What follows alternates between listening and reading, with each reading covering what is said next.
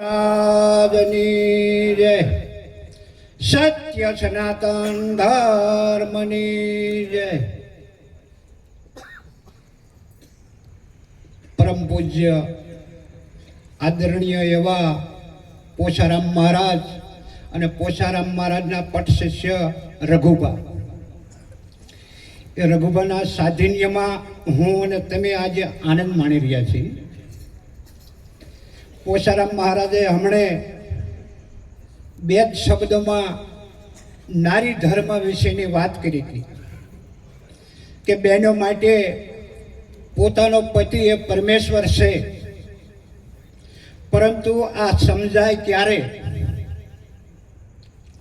સત્ય સનાતન ધર્મની જે વાત છે, એવા નિરાંતના જે આચાર્ય છે એના સાધિન્યમાં જે જાય એને આ નારી ધર્મની વાત સમજાય.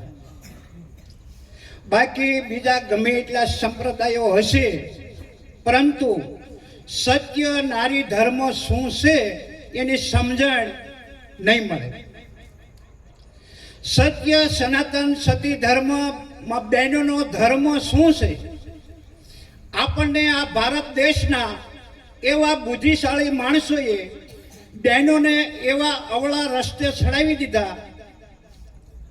જોઈજો, વિચાર કરજો. ભલે આ બહેનો કદાચ નહીં પૂછતા હોય, પણ ભારત દેશની અંદર આપણે વિચાર કરો ત્યારે ખબર પડે, પાણા પૂજવાથી તમારું કલ્યાણ થાય છે. બહેનોને પાણા પૂજાયા, બહેનોને ધરોડી પૂજાવી, ધરોડી માતા બનાવી. કોયલ વ્રત કાઢ્યા, કોયલ વ્રત કાઢી અને કોયલને માતા બનાવી. એટલે પીપળા પૂજાવ્યા, ઝાડવા પૂજાવ્યા, વડ પૂજાવ્યા. પણ હાસો નારી ધર્મ શું છે? એના માટે મહાપુરુષો કહે છે કે જો આજ્ઞાકારી હોય પુત્રો, આવી કોઈ પતિવંતા હોય નારી, અરે ઇન્દ્ર તણું સુખ જાય હારી. પતિવંતા નારી હોવી જોઈએ. પતિવંતા નારીનો ધર્મ શું છે, કેવો છે, કેવી રીતે છે, એના માટે ઘરે બેઠા બેઠા ટૂંકમાં વિચાર કરવી ને તોય સમજાય. જ્યારે આપણી કોઈ દીકરીના લગ્ન થતા હોય અને એ વખતે વરરાજા માયરામાં આવે, માયરામાં કન્યાદાન દેવા માટે દીકરીના માતા અને પિતા બે આવે. જોયું, બધાએ જોયેલું છે, સાંભળેલું છે. વરાજો રહ્યો એ કોઈ મહાપુરુષ નથી, પણ જે નારી આજે દીકરી પરણવા બેઠી છે એનો પરમેશ્વર છે, પણ ખબર નથી. ગોર મહારાજ પડકારો કરે કે કન્યાદાન દેવાનો સમયો. માતા પિતા આવે કન્યાદાન દેવા માટે, વરરાજાને વરઘોડિયાને હામહામાં બેહારે, વરરાજાનો અંગૂઠો ધોયા, બધાએ જોયેલું. વરરાજાનો અંગૂઠો ધોવે, સાંડલો કરે, ચોખા મૂકે. આપણે ગોર બાપાને પૂછ્યું નથી કે બાપુ આ કેમ કરાવો છો, આનું કારણ શું? આ તો આવા મહાપુરુષોએ નક્કી કર્યું છે કે હે બેન, આજ સુધી તું કુંવારી હતી, અને કુંવારી હતી ત્યાં ભલે મોળાકત કર્યા હોય, ભલે 11 કરી હોય, ભલે રવિવાર કર્યા હોય, પણ હવે હાસો ધર્મ તારો શું છે, એમે તારા માવતર સીવી, એમે અહીં પૂજા કરવી, ધ્યાન રાખજે. એટલે વરરાજાનો અંગૂઠો ધોવે, ચાંદલો કરે, ચોખા મૂકે અને પાણી હતી પાસે. જુઓ,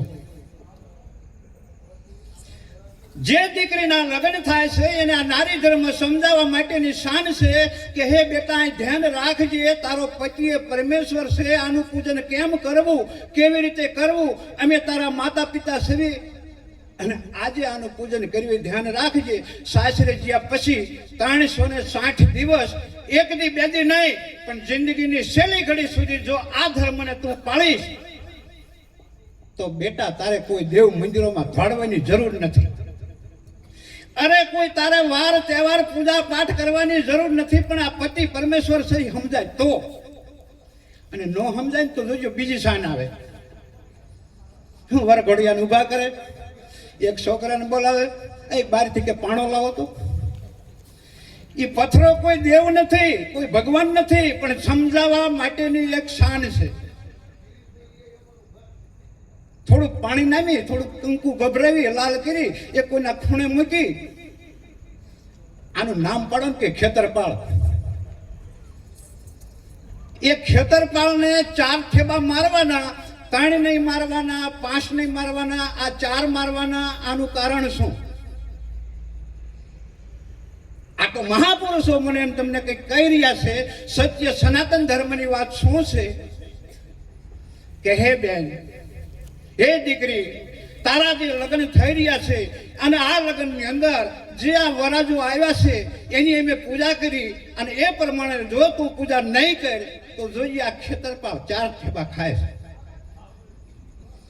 એવી રીતે જલમો જલમ 4 ઠેબા એટલે 21 લાખને જે 4 ખાણ્યું, એ 84 લાખ યોનીમાં ઠેબા જ ખાવાના રહેશે.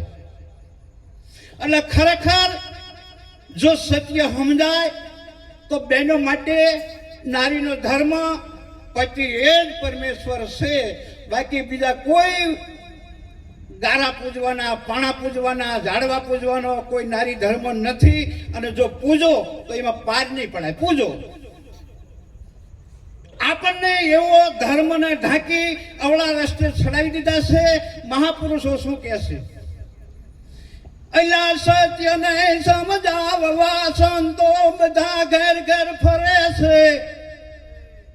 એ સતી ધર્મનો ઉપદેશ દેવા સાદા વેશમાં ફરે છે. જો આ સંતો હાવ સાદો વેશ, નહીં દાઢી, નહીં જટા, નહીં બેરખા, નહીં ભગવા, અને છતાંય સંતો છે અને સત્ય જ્ઞાનનો પ્રસાર કરે છે, કરવાના અને કરી રહ્યા છે. એક સત્યને સમજાવવા સંતો બધા ઘેર ઘેર ફરે છે. એ સતી ધર્મનો ઉપદેશ દેવા સાદા વેશમાં ફરે છે. પણ નથી માનતા માનવી મનમાં એવડા ઘાટ ઘડે છે. કેવા ઘાટ ઘડે? લે કે પોતાના ધણીને સાંડલો કરાય? ન કરાય કે થોડોક આપણો ભય છે. એટલે આગળના ઇતિહાસ જુઓ. નારી ધર્મ સીતાજી પાસે હતો, દ્રૌપદી પાસે હતો, ગાંધારી પાસે હતો. આગળની જે કોઈ સત્યો થઈ છે બધા નારી ધર્મમાં પોતાના પતિને પરમેશ્વર માન્યા છે. સતી ધર્મનો ઉપદેશ દેવા સાદા વેશમાં ફરે છે. પણ નથી માનતા માનવી મનમાં એવડા ઘાટ ઘડે છે. હે જબર જણાવે જુગતી તો પછી મુક્તિ મળે છે. જબર જણાવે જુગતી તો પછી મુક્તિ મળે છે. એવી જુગતી સદગુરુ મહારાજ રચે, અને એ જુગતીથી જ જીવની મુક્તિ છે. આ દેહની અંદર જીવ કોને કહેવાય, ઈશ્વર કોને કહેવાય, આ માયા કોને કહેવાય અને આત્મા કોને કહેવાય? આ જીવ, ઈશ્વર અને માયાનો ભેદ બ્રહ્મનિષ્ઠ, બ્રહ્મસૂત્રીય એવા સદગુરુનો શરણ મળ્યા પછી જ સમજાય એવું છે. એટલે ખરેખર જો કોઈ બહેનો સત્ય ધર્મનું આચરણ કરવું હોય, નારી ધર્મ કેમ છે, કેવો છે, એ નિરાજમાં જ્યારે ઉપદેશ લીધો ત્યારે ગુરુની ચરણ પૂજા અને પોતાના પતિની પણ ચરણ પૂજા કરાવે છે. એ પતિની ચરણ પૂજા કરાયા પછી જો તમને ગુરુગમની વાત ન સમજાય, જો તમને પતિ તમને પરમેશ્વર ન દેખાય તો પૂજા ન કરતા. અને નથી કરતા ઘણા હશે એવા કોક કે પતિને પરમેશ્વર માની તેને ચરણામૃત લઈ દિવસમાં હવારમાં રોજ 3 વાર નમસ્કાર કરે એવી નારી જગતમાં કોક અને ધન્યવાદ છે એવા નારી નહીં. કારણ કે એવી સતી નારી, રામદેવજી મહારાજ કહેતા કે સતી ધર્મ વિના, સતી નારી વિના કે આ ધર્મ નહીં હાલે. એટલે ખરેખર પતિ એ પરમેશ્વર છે અને પતિ છે તો જ એના માથે સત્ર છે, સત્ર એટલે શું? કપાળમાં સાંડલો હોય, અહીંયા હેથો પૂર્યો હોય, હાથમાં બંગડી હોય, સારા વસ્ત્રો અને ઘરાણા પહેર્યા હોય, એ પોતાના પતિનો શણગાર છે. અને જો એક પોતાનો પતિનો દેહ પડી જાય તો નારીના માટે એટલો શણગાર ઉતરી જાય છે.